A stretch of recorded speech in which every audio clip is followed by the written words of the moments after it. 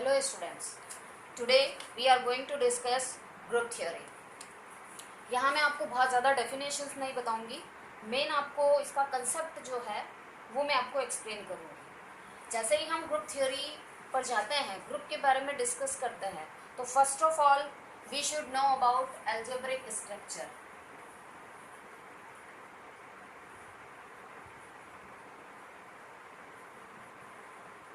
So what are the algebraic structure? It's simply there is a set G and there is a binary operation star. So what is G? G is a set and star is the binary operation. These two things are required. Now when we take together what? Set and binary operation. तो this system is known as algebraic structure, जिसमें एक set है और साथ में एक binary operation है, that is called algebraic structure. Now जब आप इसकी ग्रुप की डेफिनेशन लिखते हैं तब उसमें कुछ कीवर्ड्स हैं जो आना ज़रूरी होते हैं. अगर वो कीवर्ड्स आपकी डेफिनेशन में आ रहे हैं that means your definition is absolutely correct. So algebraic structure and algebraic structure. एक एल्जेब्रिक स्ट्रक्चर ग्रुप कब कहलाता है? जब थोड़ा सा मैं डायग्रामेटिक प्रेजेंटेशन बता रही हूँ आपको. ये जी आपका सेट है, इसमें कुछ एलिमेंट्स हैं A B C and so on. इस तरह से कुछ एलिमेंट्स लिए हैं हमने. नाउ अब ये एल्जेब्रिक और इसके साथ जो ऑपरेशन है बाइनरी ऑपरेशन वो हमने ले लिया है स्टार. बाइनरी ऑपरेशन यानी जो दो एलिमेंट्स के बीच में लगेगा. तो यहाँ G एक एल्जेब्रिक स्ट्रक्चर है स्टार ऑपरेशन के साथ. ये ग्रुप कब होगा? G is a group. इसको शॉर्ट में मैं GP लिखूंगी. इफ प्रॉपर्टी है ये first G is closed under star, कि बाइनरी ऑपरेशन के रेस्पेक्ट में G जो है वो क्लोज होना चाहिए. So what do you mean by closed?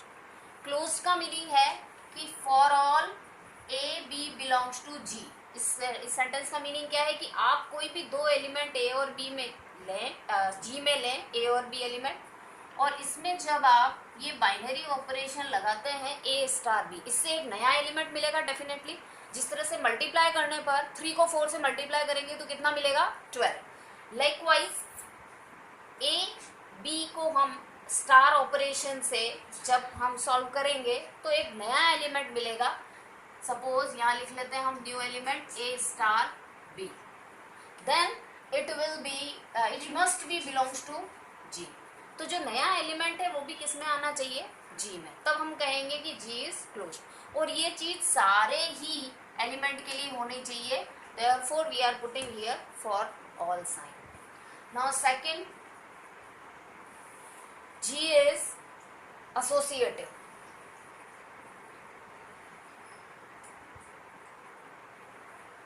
So what is associative? हम कह रहे हैं कि G को associative होना चाहिए. That means आप 3 एलिमेंट्स ले. इस डायग्राम में देखें A B C. तो अगर आप A स्टार B करें देन स्टार C, यानी ए और बी में आपने ऑपरेशन लगाया, इससे जो एलिमेंट मिलेगा वो G में मिलेगा, और फिर उसका जब आप स्टार करेंगे C से तो वो एलिमेंट भी वापस किस में आएगा? G में. इस तरह का ऑपरेशन A स्टार, और अगर हम पहले B स्टार C फाइंड कर लें और फिर हम क्या करें A स्टार, देन अगर ये दोनों सेम आ रहे हैं तब हम कहेंगे G is associated. For all A B C belongs to G. ये ऐड करना बहुत ज़रूरी है कि ये बात जो हम कह रहे हैं वो G के सारे ही एलिमेंट के लिए करेक्ट है. Number 3, third property is existence of identity.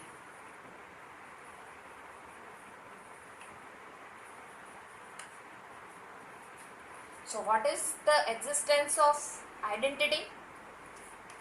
Existence of identity is कि हर एक element for all A belongs to G, सारे ही element A belongs to G, कोई सा भी एलिमेंट उठा लें, there exist E belongs to G. एक एलिमेंट है ई, जी में किस तरह से कि ए स्टार ई करें चाहे ई स्टार ए करें, आपको दोनों का ही रिजल्ट फिर से क्या मिलेगा, ए।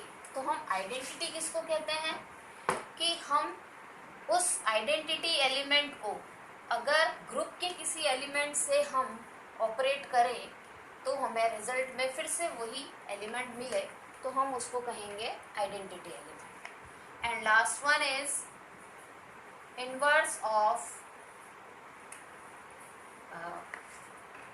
G या existence of inverse.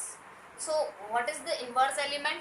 For all A belongs to G, सारे ही A, हमने कोई भी एक जनरल नेम ले दिया A, ये A भी हो सकता है, B भी हो सकता है, C भी हो सकता है, बट ये कंडीशन सारे ही A जो G में बिलोंग करते हैं, there exists a B belongs to G, एक एलिमेंट सारे ही A के लिए एक ऐसा एलिमेंट B होने चाहिए दैट A स्टार B करें चाहे B स्टार A करें, आपको रिजल्ट में आइडेंटिटी एलिमेंट E मिलना चाहिए।